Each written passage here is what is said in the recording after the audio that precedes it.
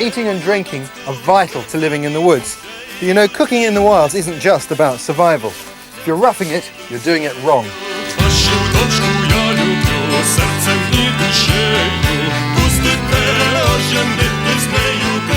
This hole in the ground is going to be an oven.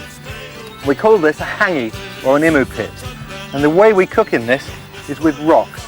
We're going to heat these rocks on a fire built over this pit, and when they drop in, and they're good and hot, we put our food on top, put this rush mat over the top of the hole and seal out all of the air with the soil. Remember, you always need permission before you light a fire. It's really important when you choose your rocks that the rocks are dry. If the rocks are damp from riverbeds, they're flinty or concrete, they might explode. Even so, even with dry rocks, it's a good idea to back off once you're heating them. While the rocks are heating, I'm going to prepare a rabbit to cook in the pit. What I've got is some large burdock leaves to wrap the rabbit in and keep it clean.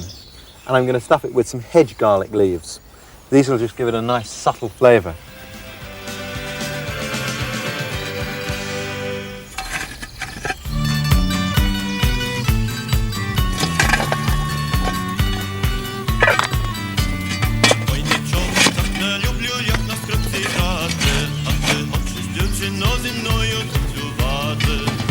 Putting in stones back in the hole now.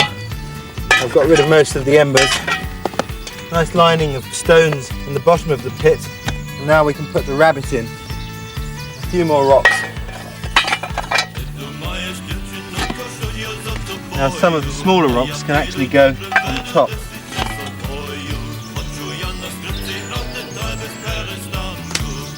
Now we're going to seal the heat in with the rush mat. And we put the soil over the mat to keep it airtight. It keeps the heat trapped in there tight. But that's the oven ready. The pit's closed, it's going to take a few hours to cook. But one of the nice byproducts are these embers. And with those, I can do some home baking.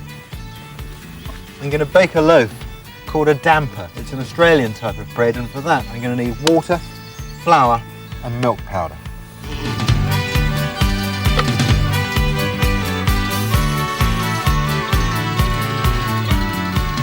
For our oven, we're going to use another billy can itself. With 3 small stones, I'll put these inside the lid and the lid of the smaller billy can on top of them so that they're raised up. And in here, I've put a layer of flour to stop the dough sticking or burning. And now, the main billy, this time upside down as a lid, and there we have it. A little oven all ready to go. This is where the embers come in useful. I just rake them back a little bit, like this. We can place our ready-made oven straight in amongst them, like that. We leave that for about an hour. We should have a beautiful loaf of bread.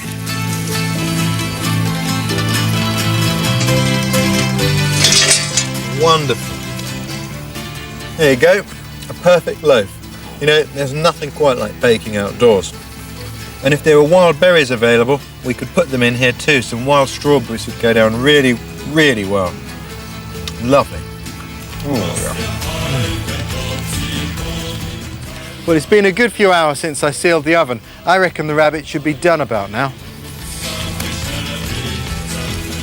I've got to be really careful as I uncover this. Already, I can feel the warmth from the oven coming through. You can see how a mat enables us to roll the dirt away really very easily. The rocks are still warm, but I can handle them. I just lift them out carefully, and here is our rabbit. Now's the moment of truth to see if our rabbit is cooked properly. And of course, these leaves are edible. That looks quite delicious. Beautifully cooked. Oh, yes. That's great. But before we finish here, we're going to clear it away like a good woodsman. No sign that we're ever here. Yeah. If there's one thing we take for granted in Britain, it's water. But I've been in many places where water can surround you, but not a drop of it be safe to drink. So today we're going to look at some ways of finding safe drinking water. Charcoal's a really good purifier. We'll take some of this with us for later.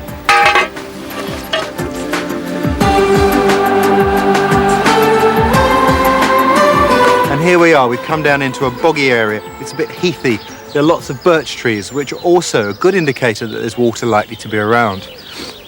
Particularly though, in boggy areas, you find this wonderful plant. This is sphagnum moss. A green beddy jewel, look, springy, like a mattress. Now, this particular plant is really useful. It contains a lot of water. And it has a sterilising effect on the water and can make it pure. It's even been found that sometimes you can reach into the peat underneath the moss, and it can be very deep. And squeezing out the moisture of this, first it's muddy, then it goes clear. And when it goes clear, you see it clearing there, that can sometimes be sterile water. But for our purposes, this is a real friend, because with this we can make a filter to carry with us to purify other sources of water that we find elsewhere. So we need two ingredients from here. We need the ordinary moss itself, and we need the peat from under the moss. And there are only two other things we need. We need the charcoal we had earlier and a bottle or some sort of container. Okay guys, bottle and charcoal. Brilliant. There's the charcoal. We can mix that with the peat in our filter.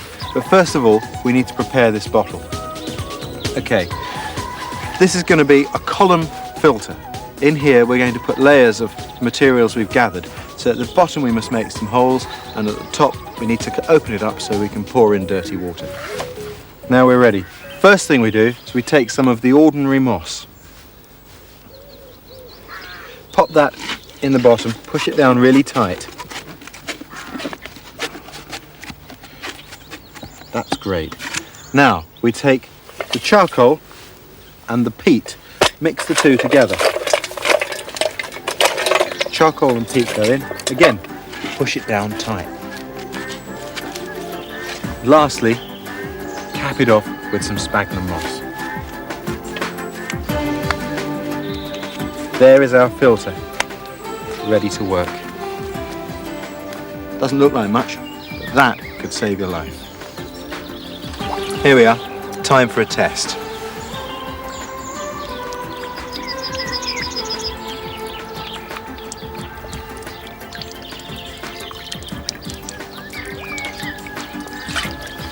This could take a minute. There we go, there's our water. Now, it might not look crystal clear, but it's a lot safer because it's been through our filter. And here's the test. Cheers. Tastes fine. Yeah.